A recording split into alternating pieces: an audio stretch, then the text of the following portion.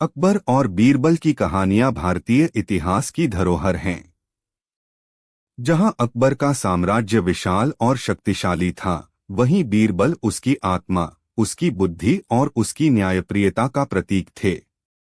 पर क्या आपने कभी सोचा है कि यदि बीरबल को सबसे कठिन परीक्षा से गुजरना पड़े, जहां केवल चतुराई नहीं बल्कि बलिदान, निष्ठा और नैतिकता भी मांगी जाए, तो क्या होगा? यह कहानी है उसी समय की जब अकबर ने बीरबल की वफादारी की सबसे कठिन परीक्षा ली और अंत में स्वयं यह मानना पड़ा कि केवल राजा का ताज ही नहीं, उसका सच्चा मित्र होना और भी बड़ा सौभाग्य है। प्रारंभ। मुगल दरबार, जहां 100 दरबारी, सेनापति, कवि, गायक और दार्शनिक हर दिन दरबार की शोभा बढ़ाते थे, वहां बीरबल की उपस्थिति सबसे प्रमुख थी। बीरबल न केवल अकबर के विश्वास पात्र थे, बल्कि राज्य के राजनीतिक, सामाजिक और प्रशासनिक मामलों में उनका परामर्श सर्वोपरि माना जाता था। पर हर सफलता के पीछे ईर्ष्या छिपी होती है। दरबार के कुछ दरबारी, खासकर महाजन नसीरुद्दीन, कवि मिर्जा रफीक और सेनापति खान बहादुर बीरबल की बढ़ती लोकप्रियता से ईर्ष्या करते थे। उन्होंने कई बार बीरबल को अपदस्थ करने की कोशिश की, पर हर बार विफल हुए। एक दिन उन्होंने एक नई साजिश रची, इस बार बीरबल की निष्ठा को ही संदेह के घेरे में लाने की। षड्यंत्र की जड़ें। तीनों दरबारियों ने अकबर से भेंट की और बोले, जहां पनाह, हम बीरबल का आदर करते हैं, परंतु दरबार की सुरक्षा और राजनैतिक निष्ठा सर्वोपरि है। यदि कल को कोई राजा के निकटस्थ होकर राजभक्त नहीं रहे, तो साम्राज्य को संकट हो सकता है। हम आपसे निवेदन करते हैं कि बीरबल की निष्ठा की एक कठिन परीक्षा ली जाए। अकबर चौंके। बीरबल की निष्ठा? क्या तुम जानते हो कि वह मेरे लिए क्या है? परंतु ठीक है, यदि तुम चाहते हो तो मैं उसकी परीक्षा लूंगा, लेकिन परीक्षा मेरी होगी, साजिश नहीं। परीक्षा की घोषणा। अगले दिन दरबार लगा। हजारों लोग दरबार में आए थे। सिंहासन पर अकबर विराजमान थे और उनके दाएं बीरबल, हमेशा की तरह गंभीर और शांत। अकबर ने खड़े होकर घोषणा की, आज मैं बीरबल की निष्ठा की परीक्षा लूंगा। मैंने आदेश दिया है कि उन्हें अगले 7 दिनों के लिए राजदरबार, शाही बाग और मेरी निकटता से दूर रखा जाए। वे एक साधारण नागरिक की तरह रहेंगे, बिना अधिकार, बिना रुतबे के। 7 दिन बाद मैं तय करूंगा कि क्या वह योग्य हैं मेरे सबसे विश्वासपात्र दरबारी बने रहने के लिए। पूरे दरबार में सन्नाटा छा गया। बीरबल ने सिर झुकाया, जैसा आप चाहें, जहांपना। निर्वासन की शुरुआत। बीरबल को उनके पद से हटा दिया गया। उन्हें उनके आवास से निकालकर एक साधारण कुटिया में रहने भेजा गया, जहां न सेवक थे, न सुरक्षा। अब वे एक आम आदमी थे। दरबार के दरबारी मुस्कुरा रहे थे, उनकी चाल काम कर रही थी। परंतु बीरबल विचलित नहीं हुए। पहला दिन अपमान। पहले ही दिन बीरबल पास के बाजार में कुछ दवाइयां लेने गए। दुकानदार ने उन्हें देखा और कहा, ओह, यही हैं वो बीरबल जिनकी बुद्धि के चर्चे थे। अब क्या हुआ? दरबार से निकाल दिए गए। दूसरे दुकानदार हंसने लगे। कुछ बच्चों ने पत्थर फेंके, पर बीरबल मौन रहे। दूसरा दिन भूख। दूसरे दिन कुटिया में रखा अनाज समाप्त हो गया। बीरबल शहर के एक धर्मशाला में रसोई में काम करने लगे ताकि 2 समय की रोटी मिल सके। कई लोगों ने उन्हें पहचाना, पर अब उनके प्रति आदर नहीं, हंसी थी। जो सम्राट के साथ बैठता था, अब यहाँ प्याज काट रहा है। बीरबल चुपचाप काम करते रहे। तीसरा दिन लालच। तीसरे दिन एक रहस्यमयी व्यक्ति बीरबल से मिला। उसने कहा, हम जानते हैं कि आपको अन्यायपूर्ण रूप से हटाया गया है। यदि आप चाहें तो पड़ोसी राज्य के सम्राट आपको सलाहकार बनाने को तैयार हैं। आपको 3 गुना वेतन मिलेगा और पूरा सम्मान भी। बीरबल ने उसकी आंखों में झांका और मुस्कराए। मैं सेवक नहीं, सच्चा मित्र हूं। राजा का प्रेम मूल्य से नहीं तोला जा सकता। उस व्यक्ति ने सिर झुका लिया और चुपचाप चला गया। वह वास्तव में अकबर का भेजा हुआ व्यक्ति था। चौथा से छठा दिन, सहनशीलता की परीक्षा। अगले 3 दिन बीरबल ने अलग अलग कठिनाइयों में बिताए। कभी चोरी का झूठा आरोप लगा, कभी भीख मांगते हुए देखा गया, तो कभी उन्हें सड़क पर गिरा हुआ पाया गया। पर उन्होंने किसी को दोष नहीं दिया। 7वां दिन, संकट। 7वें दिन की रात अचानक कुछ सैनिक उनकी कुटिया में घुसे और बोले, सम्राट अकबर पर एक राजद्रोह की योजना का संदेह है। तुम्हारे पास एक पत्र मिला है जिसमें यह साबित होता है कि तुम भी इसमें शामिल हो। तुम्हें गिरफ्तार किया जा रहा है। बीरबल को बांधकर महल के एक अंधेरे कक्ष में लाया गया। वहां उन्हें अकेला छोड़ दिया गया। कुछ देर बाद एक सैनिक आया और बोला, राजा ने कहा है कि यदि तुम स्वीकार कर लो कि तुम दोषी हो तो दया की जा सकती है, अन्यथा मृत्यु का आदेश होगा। बीरबल ने शांति से उत्तर दिया, जो व्यक्ति जीवन भर सम्राट का सच्चा सेवक रहा है वह मृत्यु से नहीं डरता। सच्चाई चाहे कितनी भी कठिन हो, मैं कभी झूठ नहीं बोलूंगा। असली सत्य। अकबर पर्दे के पीछे से यह सब देख रहे थे। उन्होंने सैनिकों को हटाया और स्वयं कमरे में आए। बीरबल चौंके नहीं, उन्होंने बस सिर झुका लिया। अकबर ने गले लगाकर कहा, बीरबल, तुमने मेरी सबसे कठिन परीक्षा पास कर ली। न केवल अपनी बुद्धि से बल्कि अपने धैर्य, निष्ठा और सत्यनिष्ठा से। जो हर परिस्थिति में राजा का साथ दे वही असली वफादार होता है। दरबार में वापसी। अगले दिन दरबार पुनः सजा। सब दरबारी, जनसामान्य और सेनापति उपस्थित थे। अकबर ने सिंहासन पर बैठते ही घोषणा की, मैंने बीरबल को केवल पद से नहीं बल्कि मानवीय मर्यादाओं से भी नीचे गिराकर देखा। मैंने उन्हें अपमानित, भूखा, अपराधी और अकेला बनाकर परखा, पर उन्होंने हर बार अपने चरित्र से मुझे हराया। ऐसे बीरबल को मैं राजधर्मभूषण, निष्ठासार और सत्यमित्र की उपाधियां देता हूं। दरबार में तालियों और जयघोषों की गूंज उठी। न्याय और दंड। अब बारी थी उन दरबारियों की जिन्होंने यह साजिश रची थी। अकबर ने उनकी ओर देखा। नसीरुद्दीन, मिर्जा रफीक और खान बहादुर, तुम सबने मेरे और बीरबल के बीच फूट डालने की कोशिश की। तुम्हें 6 महीने के लिए पद से हटा दिया जाता है और समाज सेवा का कार्य सौंपा जाता है। तीनों ने सिर झुकाकर क्षमा मांगी। कहानी का निष्कर्ष। बीरबल अपनी पुरानी जगह पर लौट आए, पर अब वे केवल सलाहकार नहीं थे, वे राजा के आत्मीय मित्र, सत्य और निष्ठा के प्रतीक बन गए थे। अकबर ने बीरबल से पूछा, तुमने सबसे कठिन समय में भी हार क्यों नहीं मानी? बीरबल ने कहा, जहां पनाह एक वृक्ष की जड़ें जितनी गहरी होती हैं, वह आंधी में उतना ही स्थिर रहता है। मेरी जड़ें आपके विश्वास में थीं। मुगल सम्राट अकबर न केवल महान योद्धा और प्रशासनिक शिल्पी थे, बल्कि भविष्यद्रष्टा भी थे। उन्होंने अपने शासन में कई बार यह सोचकर चिंतन किया कि यदि कभी उन्हें कोई संकट आ घेर ले या अगर उन्हें किसी योग्य उत्तराधिकारी की तलाश हो तो कौन होगा जो उनकी इच्छाओं और साम्राज्य की गरिमा को बनाए रख सके। इसी सोच ने जन्म दिया एक अनोखी परीक्षा को, एक ऐसी खोज जिसमें शक्ति नहीं, चरित्र देखा जाना था। और इस खोज का नेतृत्व किया बीरबल ने, बुद्धि, न्याय और नीति का प्रतीक। प्रारंभ। एक दिन अकबर अत्यंत गंभीर मुद्रा में अपने निजी कक्ष में बैठे थे। उनके चारों ओर दरबार सजा था, पर सम्राट शांत थे।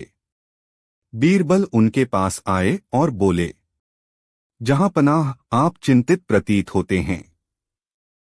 क्या कुछ असामान्य हुआ है? अकबर ने धीमे स्वर में कहा।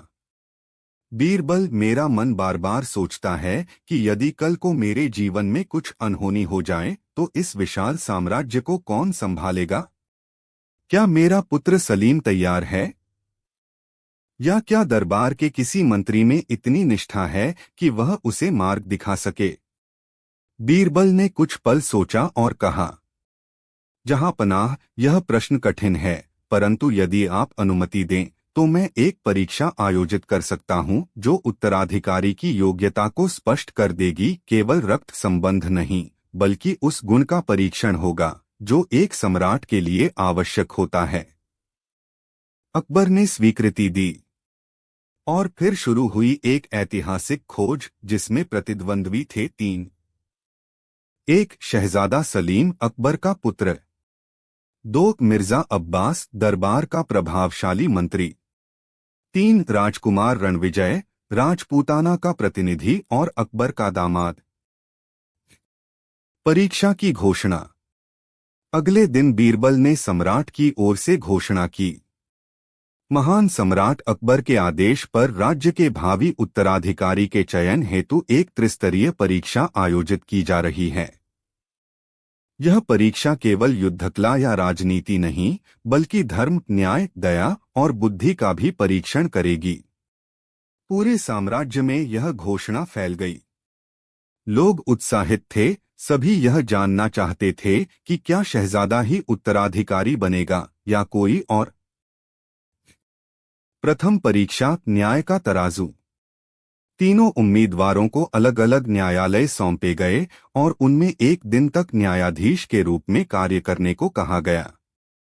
उन्हें 10 मामले सुनाए गए, जिनमें चोरी, झगड़ा, जमीन विवाद, झूठे आरोप और एक हत्या भी शामिल थी। शहजादा सलीम, उसने न्याय करते हुए अधिकांश मामलों में कठोर दंड सुनाया। हत्या के आरोपी को तुरंत फांसी, जमीन विवाद में अमीर पक्ष को अधिकार और चोरी के लिए हाथ काटने का आदेश दिया। उसने कहा, राज्य में अनुशासन ही सर्वोपरि है। मिर्जा अब्बास, उसने हर मामले को लंबा किया, पक्षपातपूर्ण सलाहकारों से राय ली और कुछ मामलों को बिना निर्णय के छोड़ दिया। अमीरों को राहत दी गई, गरीबों को सजा। उसका मानना था, राजनीति में न्याय व्यावहारिक होना चाहिए, आदर्श नहीं। राजकुमार रणविजय, उसने गहराई से दोनों पक्षों को सुना, मामले की पृष्ठभूमि समझी और जहां जरूरत थी वहां दया दिखाई, पर जहां पाप स्पष्ट था वहां दंड भी दिया। हत्या के आरोपी को मृत्युदंड नहीं, आजीवन कारावास और पश्चाताप का आदेश दिया। उसने कहा, न्याय केवल कानून से नहीं, करुणा से भी जुड़ा होता है। बीरबल ने चुपचाप सब देखा और रिपोर्ट सम्राट को सौंपी। द्वितीय परीक्षा, जीवन की सादगी। तीनों को अगले 5 दिन एक आम किसान की तरह जीवन बिताने को कहा गया, बिना शाही वस्त्र, बिना सेवक, बिना पहचान। शहजादा सलीम, वह पहले ही दिन परेशान हो गया। खेत जोतते समय उसने शिकायत की, भोजन साधारण होने पर उसने मुंह बना लिया। तीसरे दिन वह चुपके से महल लौट गया और बीरबल से कहा, मैं राजकुमार हूं, यह मेरे लिए अपमान है। मिर्जा अब्बास, उसने किसान के भेष में रहकर खुद को विलासप्रिय यती की तरह प्रस्तुत किया। उसने ग्रामीणों को पैसा देकर भोजन बनवाया, पर स्वयं कोई कार्य नहीं किया। उसने बीरबल से कहा, जो राजा बनता है उसे श्रमिक नहीं बनना पड़ता। रणविजय, उसने पूरे 5 दिन खेत में काम किया, स्थानीय किसानों से बातें की, उनके बच्चों को पढ़ाया, गांव की महिला पंचायत में शामिल हुआ और समझा कि गरीब कैसे जीते हैं। 5वें दिन जब वह लौटे तो बीरबल ने पूछा, राजकुमार, क्या कठिनाई हुई? रणविजय मुस्कराए, शरीर थका है पर आत्मा जागी है। मैंने आज पहली बार राज की जरूरत को प्रजा की आंखों से देखा। बीरबल शांत मुस्कराए। तृतीय परीक्षा, बुद्धि की कसौटी। इस अंतिम परीक्षा में तीनों को एक ही समस्या सौंपी गई। परिस्थिति: आपका राज्य एक भयंकर सूखे से जूझ रहा है। अनाज खत्म हो चुका है। खजाने में केवल 10,000 स्वर्ण मुद्राएं हैं। परंतु 4 नगरों में दंगे भड़क रहे हैं। आपको निर्णय लेना है। क्या पहले भूख मिटाए या शांति स्थापित करें? शहजादा सलीम, उसने कहा, सबसे पहले विद्रोहियों को मारकर राज्य में डर बिठाएंगे। फिर जो बचेगा उसे अनाज मिलेगा, अन्यथा कोई राजा जीवित नहीं रहेगा। मिर्जा अब्बास, उसने कहा, 10,000 स्वर्ण मुद्राएं 4 भाग में बांट देंगे। एक हिस्सा अनाज, एक सेना, एक प्रशासन और एक धर्मगुरुओं को देंगे ताकि हर वर्ग संतुष्ट हो जाए। रणविजय, उसने कहा, मैं पहले दंगे की जड़ जानूंगा।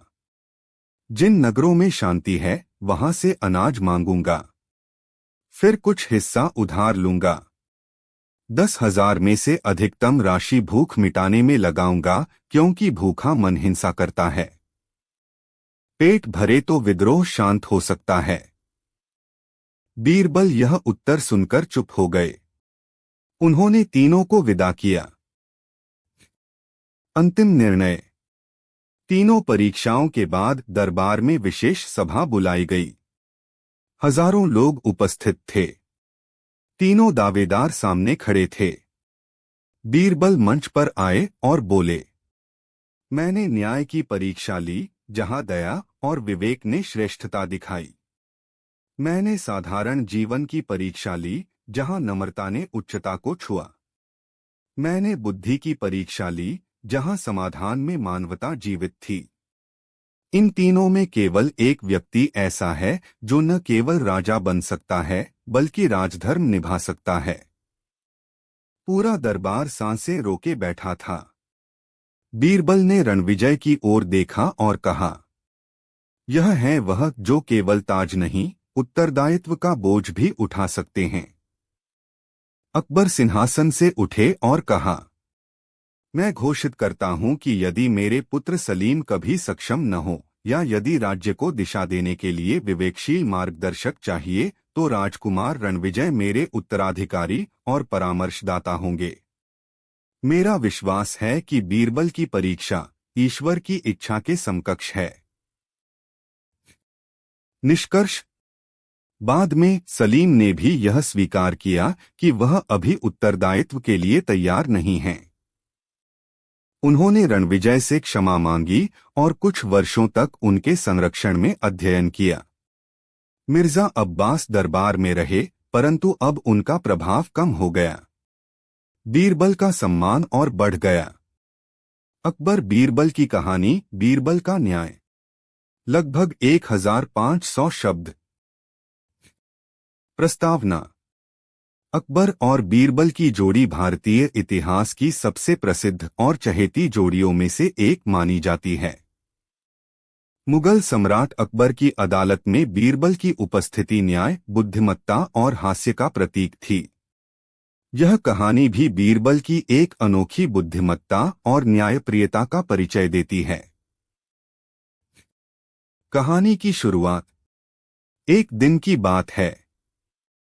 सुबह की किरणें जैसे ही दिल्ली के आकाश में फैलीं, वैसे ही अकबर के महल में चहल पहल शुरू हो गई। दीवाने खास में आज कुछ खास सुनवाई होनी थी। 2 व्यक्तियों का विवाद सम्राट अकबर की अदालत तक पहुंच चुका था और इस मामले की सुनवाई खुद बीरबल करने वाले थे। दोनों व्यक्ति, जिनमें से एक का नाम हरिदास था और दूसरे का नाम रघुनाथ, एक गांव के निवासी थे। वे दोनों ही परस्पर मित्र भी थे, लेकिन अब एक बड़े विवाद में उलझ गए थे। मामला था एक कीमती सोने की अंगूठी का। विवाद का कारण। हरिदास ने सम्राट अकबर के सामने कहा, हुजूर, रघुनाथ ने मेरी बहुमूल्य सोने की अंगूठी चुरा ली है। यह वही अंगूठी है जो मेरे पिता ने मुझे मृत्यु से पहले दी थी। रघुनाथ ने विरोध किया, यह झूठ है जहांपना। यह अंगूठी मेरी है। मैंने इसे वर्षों पहले दिल्ली के एक सुनार से खरीदा था। हरिदास झूठ बोल रहा है। अकबर ने दोनों की बातें ध्यान से सुनी और फिर बीरबल की ओर देखा। बीरबल, यह तुम्हारा मामला है, इसका न्याय अब तुम ही करो। बीरबल ने दोनों को ध्यान से देखा और मुस्कुराते हुए कहा, जहां पनाह, मुझे एक दिन का समय दीजिए, कल इस विवाद का हल मैं आपके सामने प्रस्तुत करूंगा। बीरबल की योजना। बीरबल ने दोनों से अंगूठी मांगी और उसे ध्यान से देखा। वह एक साधारण लेकिन भारी सोने की अंगूठी थी, जिसके अंदर कुछ अक्षर खुदे हुए थे, पिता की निशानी। बीरबल ने अंगूठी को देखते हुए कहा, यह बहुत कीमती लगती है, लेकिन इसका असली मालिक कौन है, यह साबित करना कठिन है। फिर उसने दोनों से कहा, मैं कल सुबह तुम्हें बुलाऊंगा और उस समय तुम्हारा परीक्षण करूंगा। अगर कोई झूठा पाया गया तो उसे सख्त सजा मिलेगी। परीक्षण का दिन। अगले दिन दीवाने खास में दोनों व्यक्ति फिर से उपस्थित हुए। वहां पूरे दरबार में उत्सुकता का माहौल था। सब जानना चाहते थे कि बीरबल इस बार कौन सी चाल चलते हैं। बीरबल दरबार में आए और बोले, हरिदास और रघुनाथ, तुम दोनों को एक जंगल में भेजा जाएगा जहां एक विशेष पेड़ के नीचे वह सत्य की आत्मा निवास करती है। तुम दोनों वहां जाकर पेड़ के नीचे बैठो और अपने मन की सच्चाई कहो। जिसे सत्य की आत्मा सही मानेगी वही सच्चा साबित होगा। दरबार में कानाफूसी शुरू हो गई। सत्य की आत्मा, क्या सच में ऐसा पेड़ है? लेकिन बीरबल गंभीर थे। उन्होंने सिपाहियों को आदेश दिया कि दोनों को साथ में जंगल के उस पेड़ तक ले जाएं और अगले दिन सुबह वापस लेकर आएं। रात का रहस्य। रात के समय हरिदास और रघुनाथ उस पुराने पीपल के पेड़ के नीचे बैठे। रात गहरी होती जा रही थी। पेड़ के चारों ओर सन्नाटा था। दोनों में से कोई भी न सो पाया। तभी अचानक एक रहस्यमय आवाज आई, जो झूठ बोल रहा है वह अपनी गलती स्वीकार करे, नहीं तो उसकी आत्मा कल तक चैन से नहीं सो पाएगी। यह सुनकर हरिदास डर गया। उसने कुछ नहीं कहा, लेकिन रघुनाथ की हालत खराब हो गई। वह कांपने लगा और बोला, ठीक है, मैं मानता हूं, अंगूठी मेरी नहीं थी, मैंने ही हरिदास की अंगूठी चुराई थी। लेकिन मुझे लगा वह कभी साबित नहीं कर पाएगा, इसलिए मैंने झूठ बोला। अब मैं अपनी गलती मानता हूं। तभी एक आदमी झाड़ियों से निकला। वह बीरबल का सेवक था, जिसे बीरबल ने वहां छिपाकर रखा था और आवाज करने को कहा था। सच का पर्दाफाश। अगली सुबह दरबार में सब एकत्र हुए। बीरबल ने दोनों से पूछा, क्या सत्य की आत्मा ने कुछ कहा? हरिदास चुप रहा, लेकिन रघुनाथ ने सिर झुकाकर सारी सच्चाई बता दी। पूरा दरबार आश्चर्यचकित रह गया। बीरबल मुस्कराए और बोले, जहांपना, सत्य की आत्मा तो कोई आत्मा नहीं थी, वह मेरा सेवक था। मैंने जानबूझकर यह योजना बनाई ताकि सच्चाई सामने आ सके। जब मनुष्य अकेला होता है और उसे लगता है कि कोई नहीं देख रहा, तब उसका असली चेहरा सामने आता है। अकबर ने तालियां बजाईं और बोले, वाह बीरबल, तुम्हारे न्याय का कोई मुकाबला नहीं। न तो तलवार चली न कोड़ा चला और न्याय हो गया। न्याय और दंड। अकबर ने आदेश दिया कि रघुनाथ को 1 महीने की कारावास की सजा दी जाए और हरिदास को उसकी अंगूठी लौटाई जाए। साथ ही यह भी कहा कि भविष्य में ऐसे मामलों में अगर कोई झूठ बोलेगा तो उसे सख्त सजा मिलेगी। बीरबल ने कहा, जहांपना, न्याय वही है जो बिना पक्षपात और बिना हिंसा के हो। उपसंहार। इस घटना के बाद बीरबल की न्याय बुद्धि की पूरे राज्य में चर्चा हुई। हर कोई कहने लगा, बीरबल के रहते अन्याय की कोई जगह नहीं। बीरबल की ख्याति और बढ़ गई और अकबर की अदालत में उनका स्थान और मजबूत हो गया। अकबर ने बीरबल से कहा, बीरबल, अगर हर राज्य में तुम्हारे जैसे मंत्री हों तो वहां कभी अन्याय न हो। बीरबल मुस्कराए और बोले, जहां सच्चाई का साथ हो वहीं न्याय संभव है। शिक्षा। इस कहानी से हमें यह सीखने को मिलता है कि सच्चाई कभी छुपती नहीं है। झूठ और चोरी चाहे जितनी चालाकी से की जाए, एक दिन सामने आ ही जाती है। बुद्धिमत्ता से किया गया न्याय तलवार से अधिक शक्तिशाली होता है। समाप्त। यह थी बीरबल की न्याय बुद्धि की एक और मिसाल, जो हमें बताती है कि जब बुद्धि और धैर्य साथ हों तो सबसे कठिन समस्याओं का समाधान भी सरल हो जाता है। अगर आप चाहें तो अगली कहानी 1800, 2100 या 2500 शब्दों में भी लिख सकता हूं। बताइए।